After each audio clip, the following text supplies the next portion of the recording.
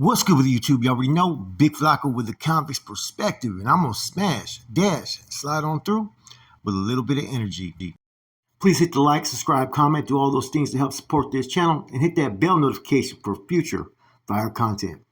So I've had a lot of people ask me over the time, right, about Ashley, Lizard, Daniel Hernandez, also known as Casper on Gangland, about how did he become a Norteno, going into the system as a Southerner, Sureno, or whatnot.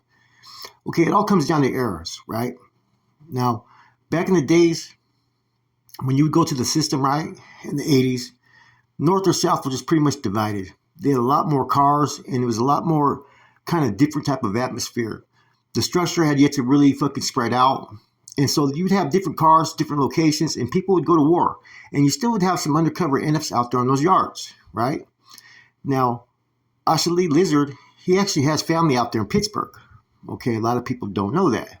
Okay, so therefore that he had family out there in Pittsburgh, it was real easy for him to gravitate towards certain people when he got locked up. Now, he ended up in San Quentin, and pretty much he got embraced by one of his family members as far as, hey, you can either go this way or that way. Okay, he elected to ride with his family, which ended up leaving him in the shoe. Once in the shoe, we already know he met fucking Big Art. Okay, met Big Art, got pulled, became basically a leader. He didn't become NF, I don't think, till later on, right? But then he ended up hitting the lines up there in Pelican Bay.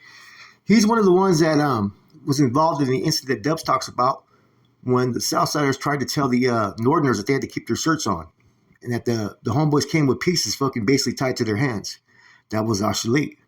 So back in those time periods, right, you still had some individuals that were from Chino, Bakersfield, and other locations that were still rocking with the homeboys. So when you got somewhere, it was really who you wanted to affiliate with. Were you basically an NF sympathizer or an MA sympathizer? Therefore, were you a Northerner or Southerner?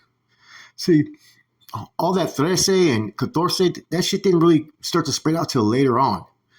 Back in those times, you were a Norteño only when you really went to prison, and a Southerner Sureno when you went to prison. When you came back out to the streets, you were with your hood. All that stuff that the certain hoods started banging the 13, that didn't really come out till maybe like the late 80s, early 90s, right? Is when that started to spread. Now, there were some hoods that would have it on them for marijuana, right? And some had it for tribute to the MA, but like I said, not as much. See, the game was way different. You didn't go to the streets and say, I'm a Sureno, I'm a Norteño in those times. You just went to the streets and went to your hood. Now, you would have Sureno barrios that would operate up north or were established, right? And a lot of times it was always felt that they were bringing interference on NF activities. And people don't understand that back in the 70s, right? Like the Chino Centers, they were used to run interference on MA activities out there in the streets. There was also other locations doing the same things. So when you would hit the system in the 80s, the North or South thing was very new.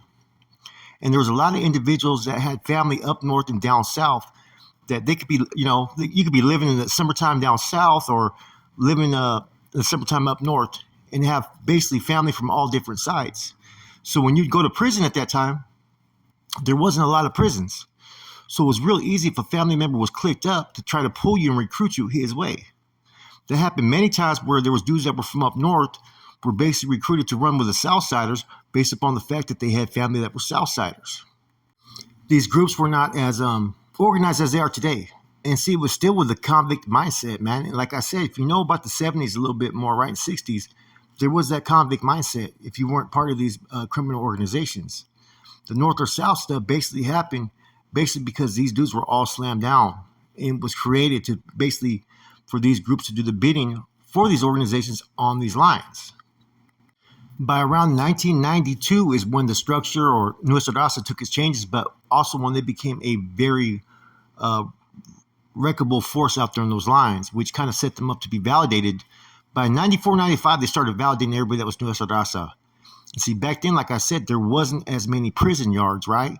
So there was basically going to be almost Northerners on every yard and Southerners. And the numbers would be even or close, So you had those that were doing their political things out there in the lines and those that were just doing their fucking thing, right? So it was real easy to gravitate one way or the other. And you didn't have all this fucking like paperwork that people were doing as far as, NAs and submitting all these reports and all that kind of stuff. it was a different type of atmosphere in the prison. Therefore, interacting with different people was almost a must. You'd be working with different individuals that you were at war with or allied with. And see, that's where the fucking recruiting started to happen, where some people from up north or down south would actually be recruited to run either north or south. The Norteños Sureños war that basically started late 70s, early 80s, and ran for like 40 something years, man, it has way more bodies and deaths and bloodshed than the NF and the MB, man. Totally way more, man. It was way, way serious. You know, with the NF and MB, there were some serious years. 68 to 72. There was a year like 70 to 71 where there was peace, right? Or 69 to 71, I don't know. Around those years, there was a lot less violence. But come 72 was a year where the MA and NF experienced the most violence all the way up into the 73, 74. By then, they all got slammed down. There was, like I said, there was stuff going on in San Quentin, right? Back in the early 80s, with the Norteños going out to yards, where the MA were pretty much the main group out there. Now, that was pretty much times when you had undercover carnales that were going out there getting off. But the Norteño stuff started to spread from that point forward to all the different líneas and lines. And the Sureno started to have their group spread out to all the different lines. Yeah, you were from your barrio when you came in, but you were also a Sureno. But when you got to the street, you know, you went out there basically back to your hood. All that how it is now where everybody falls under the dictatorship of one of these groups, it wasn't like that back in these days. To this day, the NF does not cater itself to just being a northern, you know, organization. It has its members from, you know, down south to this day. They have members throughout the nation now, you know, Nevada, Washington, other locations they have pulled carnales now that they've been able to spread out.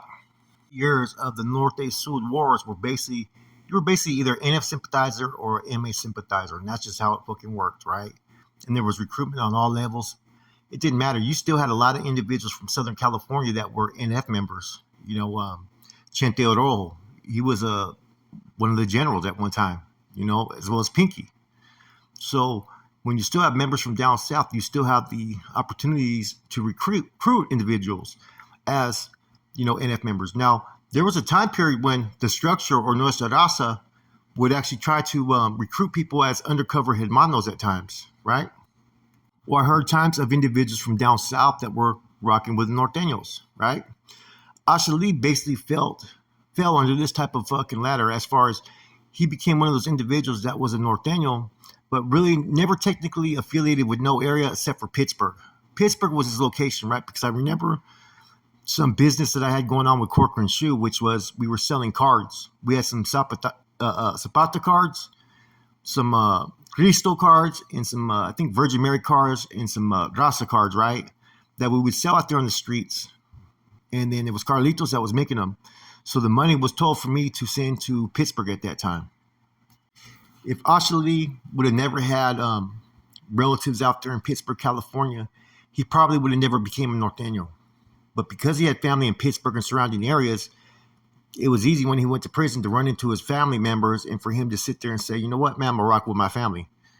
And when he started rocking with his family, he started learning about the ins and outs and the cause and whatnot of what the Norte represented. Then when he ended up in the shoe, he was right there with Big Smiley for a minute, getting laced up. Then he was there with Cuete, right? So he became one of those, what you call, he was a riser within the ranks. And because he wasn't from no particular city up north, you didn't have to worry about him playing any type of favoritism, which is why it was so easy for him to continue to grow in his career because he wasn't really representing no area.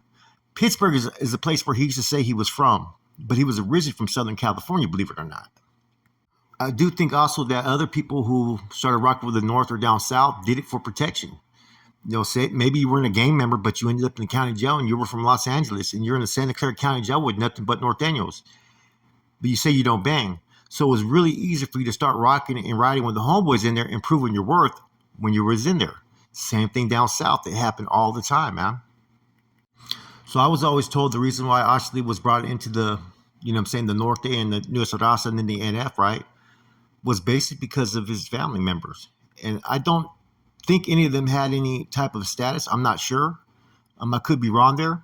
I think in the gangland video, he claimed that he had family members that were actually clicked up. But from my understanding, they're not. They're just well respected in the area. Um, but he was one that was able to quickly rise and establish himself. And he was with the business. Ashley was not no punk. And I think that's what made him very attracted, right? A lot of the bigger homies were attracted to that they could use this individual, that he was smart, but at the same time, he was cutthroat, but he was with the shit. And he had all the qualities to make of a treacherous NF member. Anyways, this is about as much information as I know about why or how Ashley went from being basically a Southerner, Sureno from down south, I guess, right? Because at that time, they didn't really push that line like, oh, I'm a Sureno. It was your barrio more than anything. You were only a Sureno when you went to prison, right? Same thing with Norteno. But it was during that time frame, like I said, when he was in San Quentin, and there was like I said, you had issues with the Bulldogs, you had issues with the Southsiders, and the Northerners were still deep on those yards, and undercover NF members. This was a time frame when basically he was recruited and accepted to join the ranks of the Norteño movement.